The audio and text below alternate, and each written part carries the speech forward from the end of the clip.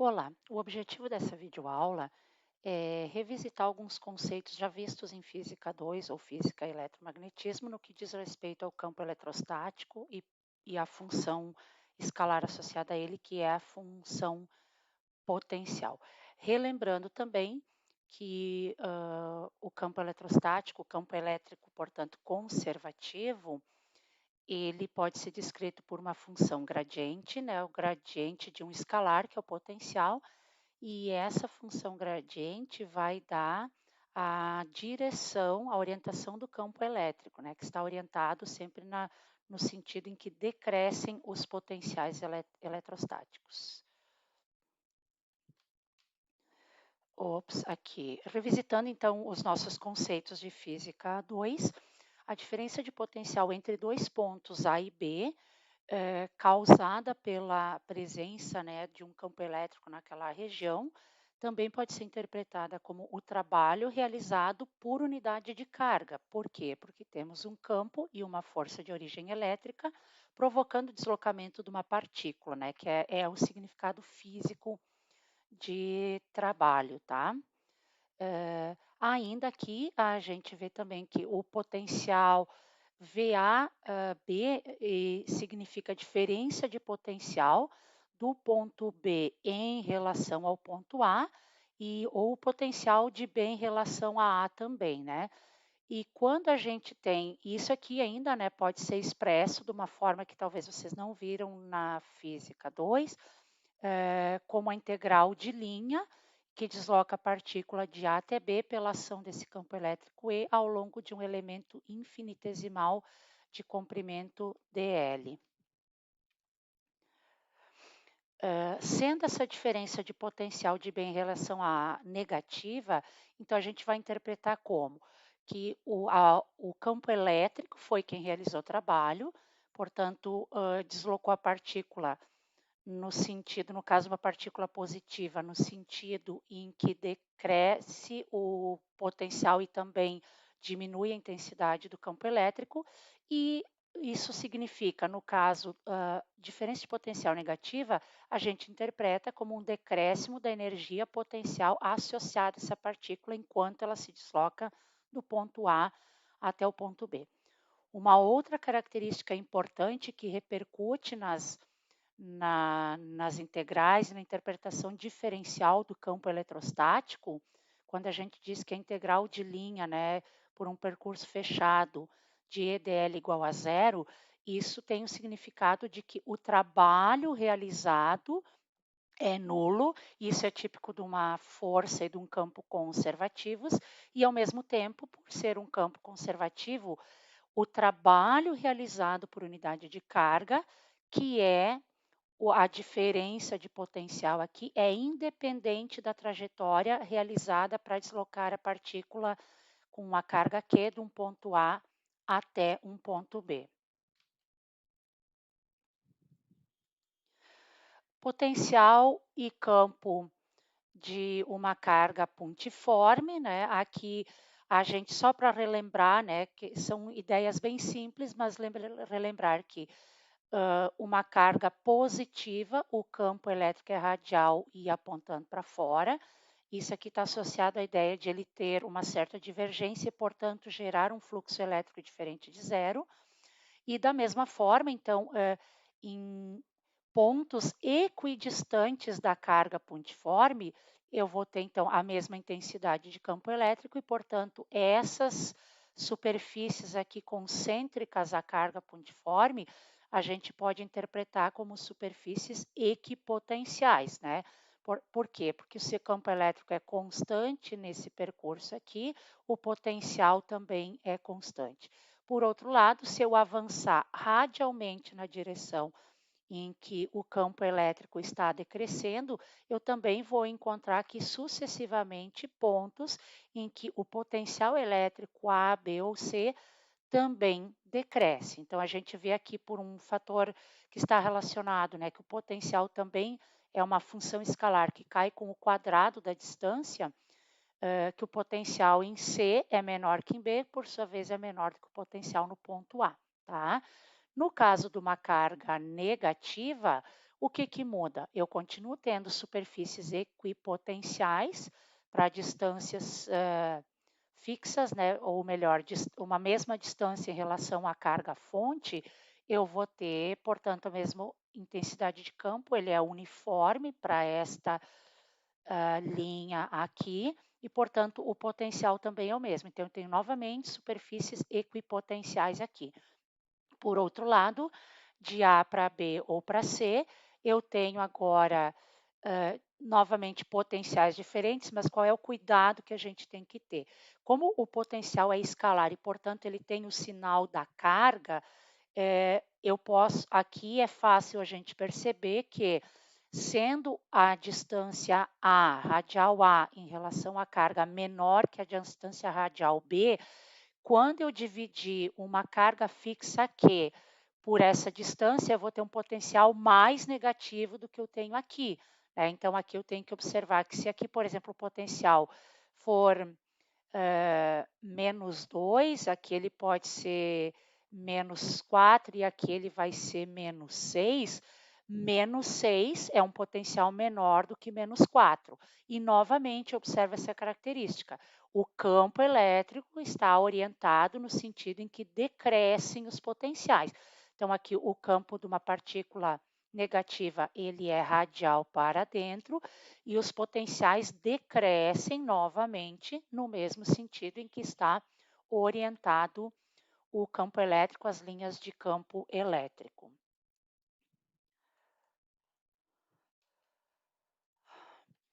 O potencial de uma carga pontual, portanto, a partir do campo eletrostático, é esta expressão aqui, né? A gente vê aquela relação de que varia linearmente com a distância. E aqui alguns podem se perguntar onde é que aparece AB, o ponto A em relação ao B, ou então VAB seria a diferença de potencial de B em relação a A. Nesse caso aqui, ó, para uma partícula pontual ou pontiforme, também aparece assim, é comum se considerar o ponto de referência, então seria VB menos VA, considerar o ponto de referência VA no infinito e, portanto, se essa distância RA tende ao infinito, o potencial em VA tende a zero e o potencial, portanto, de uma carga pontiforme, no caso ali estava tratando como A e B, o potencial no ponto B vai depender da distância RB, quer dizer, eu não estou comparando diferentes pontos entre si. Para esferas condutoras carregadas, que também estudamos em Introdução à Teoria Eletromagnética e algo em Física 2, aqui ó, é importante considerar. No caso de uma esfera condutora carregada submetida a um campo eletrostático, o que, que a gente sabe? Que todo excesso de cargas tende a ficar na superfície da esfera, porque eu não teria senão como explicar aqui movimentação dessas cargas. Então, o excesso de cargas, sim, quando ele é colocado numa esfera condutora, ou pode ser uma outra simetria, ele, enquanto ele rapidamente se rearranja na superfície do condutor para que a força resultante mútua entre todas as cargas seja nula, claro que eu vou ter aqui uma ação de um campo elétrico, mas isso é um processo muito instantâneo. Então, o excesso de cargas no equilíbrio eletrostático fica na superfície porque as partículas estão equidistantes, as carregadas, né, o excesso de cargas, elas ficam equidistantes e eu só tenho componente de campo elétrico tangencial a melhor, eu só tenho componente de campo elétrico radial à superfície, né, normal para fora e não tangencial. Então, para um condutor carregado, né, e positivo, o campo elétrico dele é nulo. Isso vale também para um condutor se o excesso de cargas nele for negativo. No interior do condutor, o campo elétrico é zero, porque eu não tenho carga líquida envolvida no condutor, seja aqui ou aqui, a partir do raio do condutor, nesse caso para simetria esférica, o campo elétrico cai com o quadrado da distância, tá? Da mesma forma aqui, portanto, na região externa, se eu tiver uma superfície gaussiana imaginária aqui, eu vou sentir a ação do campo elétrico, o campo elétrico vai atravessar essa superfície gaussiana e teria fluxo nessa superfície se ela fosse externa à, à esfera condutora carregada. Quando eu vou para potencial, aí o que, que eu tenho que observar? Como o potencial é escalar, o que, que vai acontecer? Como o excesso de cargas fica na superfície, eu vou ter um potencial elétrico constante na superfície e que é igual ao potencial dentro da esfera carregada, seja ela oca ou maciça. Em qualquer caso, se eu tiver um excesso de cargas, ele vai se acumular aqui na superfície, portanto, o potencial no interior vai ser igual ao potencial na superfície provocado por essa carga que está posicionada aqui, tá? Da mesma forma, o potencial de uma carga negativa acumulada aqui, só que aqui eu vou ter um potencial negativo, porque Q é negativo, eu estou falando de um escalar, e aqui no caso da partícula negativa, ou melhor, carga negativa nessa esfera, o potencial é negativo por causa da carga, é um escalar, e como a gente já discutiu antes, né, quanto maior a distância, menos negativo vai ficando o potencial e, portanto, aqui o potencial ele tende a crescer se aproximando de zero, né? Crescendo porque ele é analisado com sinal. E no caso de uma partícula positiva, o potencial elétrico decresce com a distância e tendendo a zero para até o infinito. Frisando esse resultado, né, essa diferença de potencial determinada por essa integral de linha aqui, EDL, quando a diferença de potencial for negativa, corresponde a trabalho realizado pelo próprio campo e forças elétricas e corresponde ao trabalho realizado pelo campo por unidade de carga.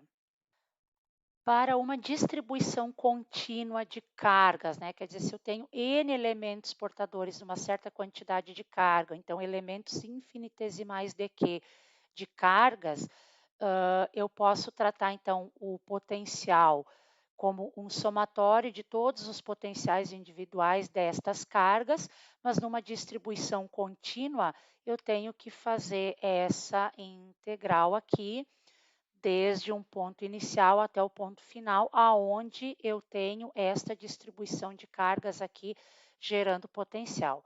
A gente vai ver casos aqui para um anel carregado e para uma linha que contém carga. Para finalizar, o potencial no eixo de um anel carregado é uma situação que eu também já analisei em vídeo, mas o que, que a gente tem que observar aqui, né? Que e neste ponto P aqui, o potencial elétrico é devido a todas as cargas distribuídas aqui ao longo desse comprimento do anel. Então, eu vou tratar como um elemento infinitesimal de carga de Q. Este anel em relação ao ponto P, qualquer elemento de carga de Q que eu estender neste plano aqui, né, até o ponto P vai estar equidistante, essa distância é R. Então, R é a distância do elemento de carga até o ponto onde eu estou determinando o potencial. E essa distância até o eixo do anel, que também me dá essa medida X, do ponto P em linha reta até o centro, onde eu teria o eixo imaginário do anel. Então, o raio aqui está sendo designado por A. Temos que ter cuidado para não confundir com essa distância aqui, que está sendo considerada uma distância radial a partir do anel até o ponto de interesse na nossa análise. Neste momento é isso, né, para retomar alguns aspectos de física 2 e avançar um pouco na utilização da notação do cálculo integral na análise de potencial.